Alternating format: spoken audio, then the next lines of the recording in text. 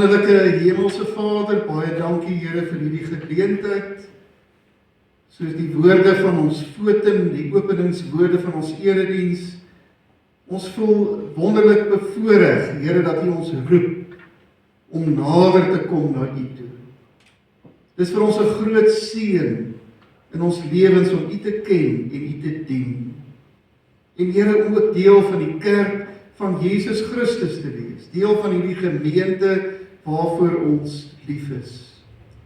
Nou vra ons, o Here, ons het gekom vanoggend en wil U op U getroue woord, U belofte ook nakom en ons deur U Gees so toerus met die heerlikheid van U woord, dat ons ook hier sal uitgaan getroos en tevrede en met groot ywer om elke dag vir U met oorgawe te lewe. Hoor ons gebed, ons vra dit van U in Jesus Christus se naam. Amen.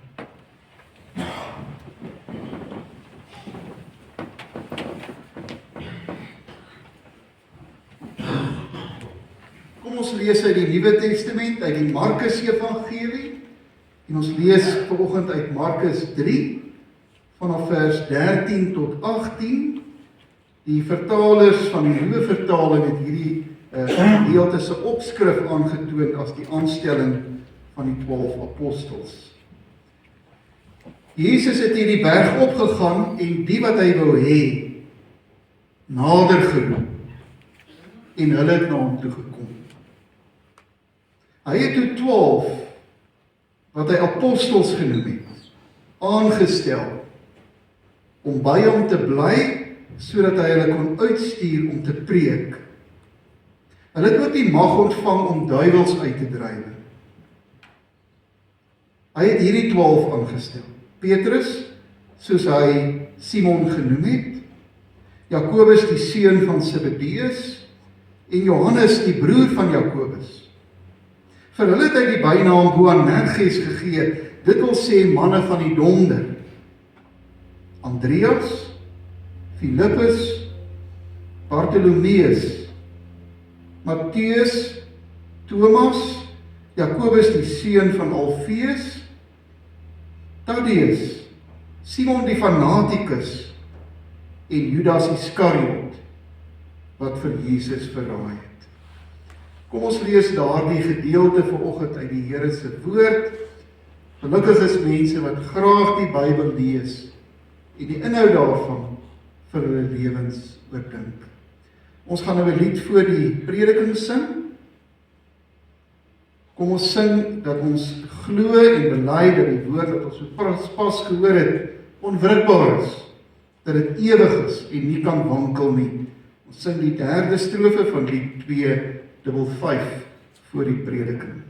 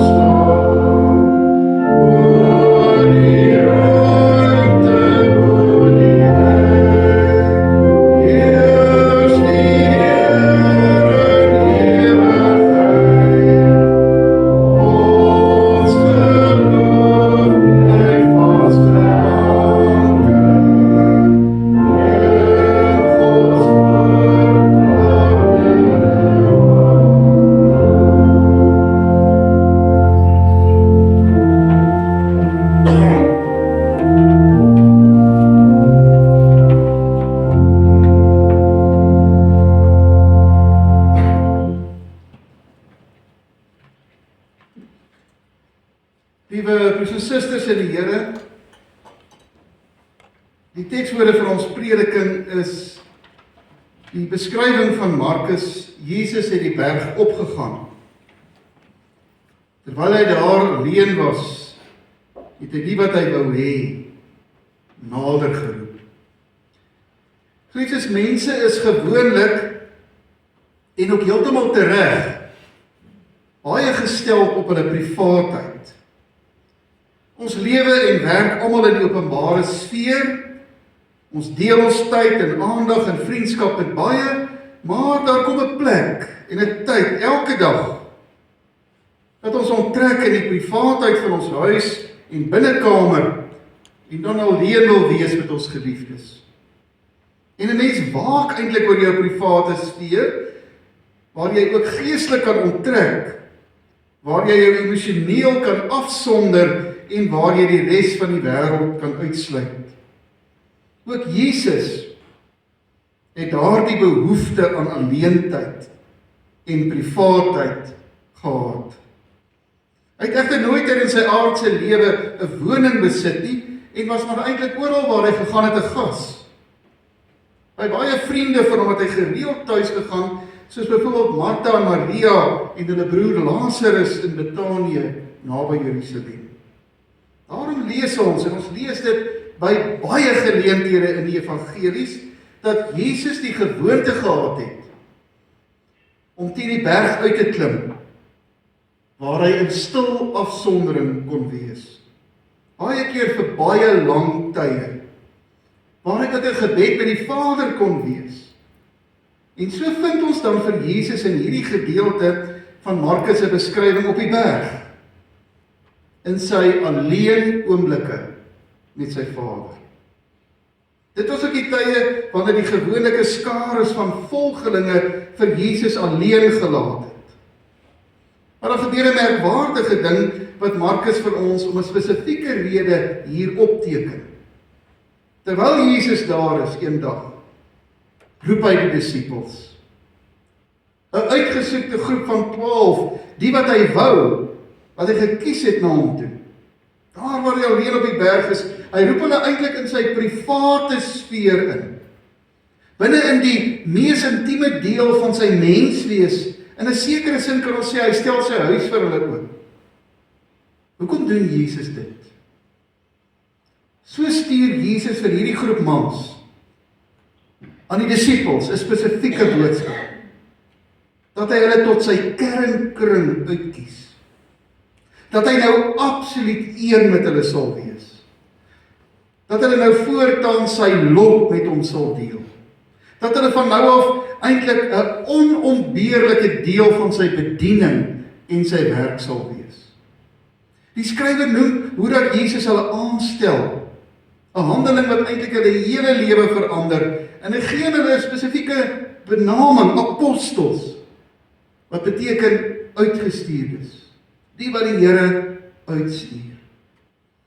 En dan vind daar 'n periode van toerusting plaas, sodat die disippels kan begin met hulle dienswerk, en hulle kon dit doen omdat Jesus sy baie besondere band wat hy met die Vader gehad het, aan hulle oorgedra het.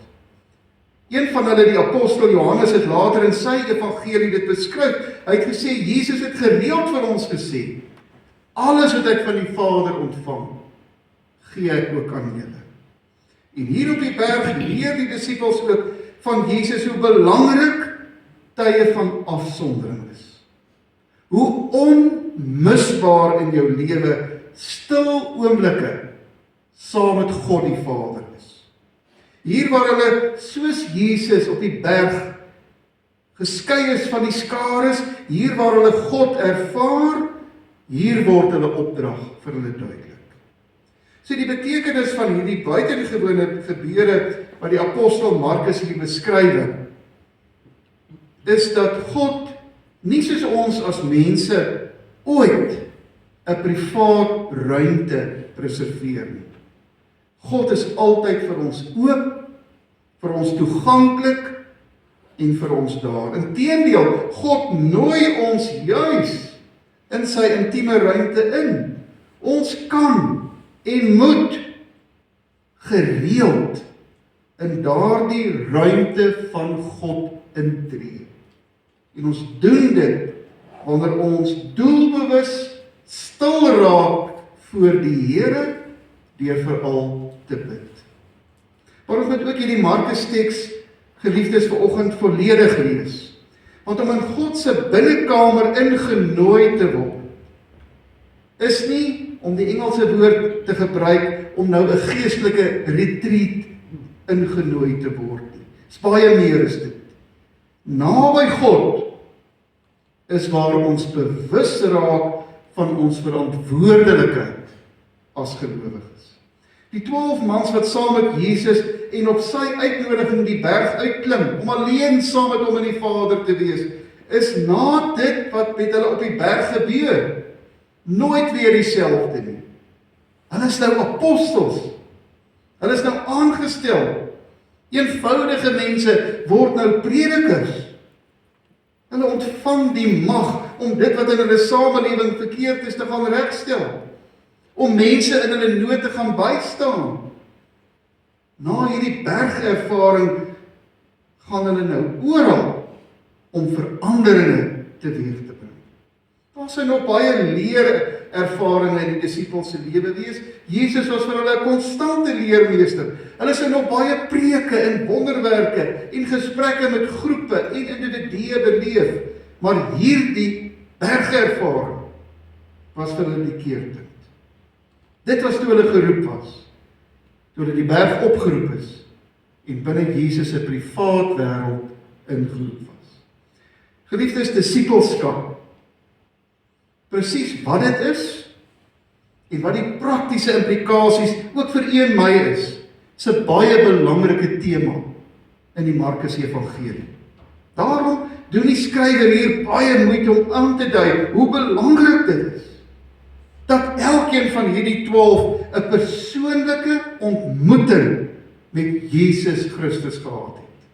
Daardie Jesus wat jou in sy private ruimte wil ontvang, wat altyd die uitnodigende een is, wat jou altyd wil nader roep, maar wat jy ook graag wil uitstuur weer, wat ook van jou 'n apostel, 'n gestuurde wil maak, wat jou die mag wil gee, die vermoë om buitengewone dinge te doen, om oral waar jy gaan lewens te verander en die wêreld 'n beter plek te maak. Christus, die disippels se name word nou hier genoem, die 12. Maar wat baie betekenisvol is, as ons gaan kyk na die voorkoms van die woordjie disipel in al die evangelies, 90% van die keer verwys dit nie na die 12 nie. Dit verwys na 'n groep mense. Dit verwys na ander mense. Met ander woorde, wie is die Jesus se disippels? Nie die kern 12 nie. Hulle name wat hier vir ewig is nie, maar elkeen, ook een ek, wat in opeenvolgende tye sal kom en in ons lewens sal verstaan hoe belangrik dit is dat die Here in my lewe is. Dat ek 'n ontmoeting met Jesus moet hê en dat ek elke dag in my lewe tyd moet maak om saam met my Here stil te wees.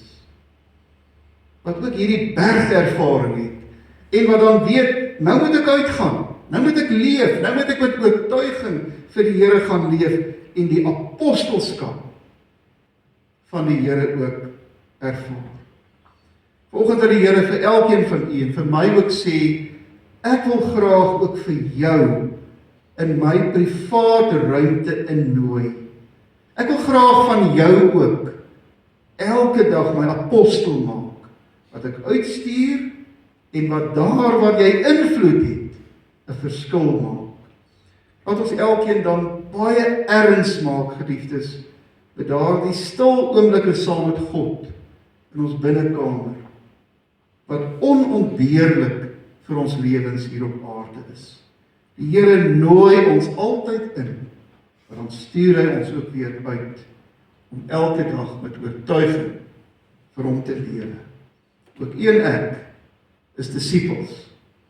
Ons moet disippels van die Here wees. Daartoe help die Here ons altyd deur sy wonderlike Gees. Amen. Kom ons dank nou saam.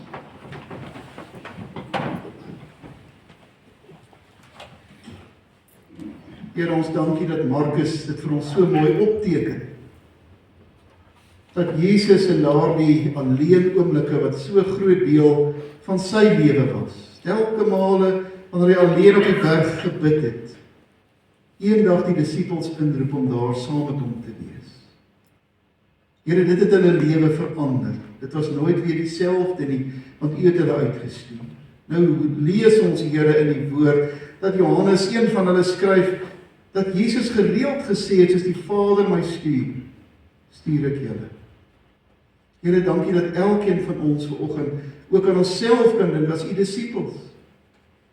Mense wat deur U ingenooi word in U private ruimte, wanneer U vir ons sê, ek wil met jou spesifiek in 'n verhouding staan. Maar ons bely ook, Here, dat U ons dan deur uitstuur en van ons apostels maak, wat elke dag met ons woorde, ons dade en ons lewenstyl en ons voorbeeld God in die wêreld daar buite verkondig. Here, help ons om net soos hierdie 12 mans ons lewens so in te rig dat U altyd die kern daarvan sal wees. En vir onsself sê dat ek elke dag in my lewe hierdie wonderlike ontmoeting met my Here moet uitleef. Help U ons elke dag daartoe deur die inwerking van U Heilige Gees. Amen.